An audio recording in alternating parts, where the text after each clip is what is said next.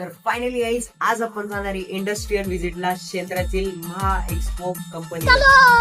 सर्वात प्रथम तर तुम्हाला प्रश्न पडलाच असेल की एक्सपो 2026 म्हणजे काय. 2026 मध्ये होणाऱ्या विविध मोठमोठ्या प्रमाणावरील प्रदर्शनांचा संदर्भ ते पाहायला जाण्यासाठी बसमध्ये बसलो होतो की तेवढ्यात एचओडी सरांनी आम्हाला बसच्या खाली उतरवून दिलं, कारण की बसमध्ये जागा फुल झालेली होती. नंतर आम्हाला इथून तिथून उभं जावं लागलं.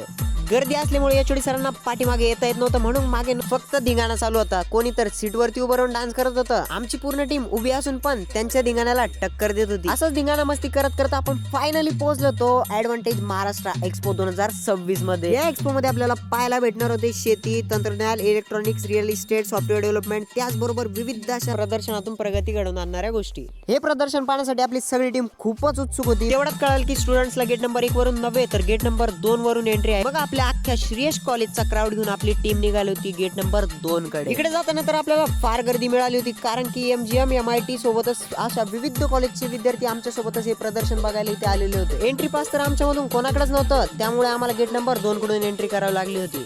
आतमध्ये एंट्री करताच आपण पोहोचलो होतो या भव्य सेमिनार हॉल मध्ये, जिथे की एक्सपर्ट लेक्चर अरेंज केलेलं होतं आणि याचा आपल्या विद्यार्थ्यांना खूप कंटाळा येत होता. तिथून पोहोचले आपले विद्यार्थी गेट नंबर 1 ला. इथे गर्दी तर खूपच होती. याच गर्दीचा 100% उपयोग करत आपण पोहोचलो थेट एक्सपो 2026 मध्ये.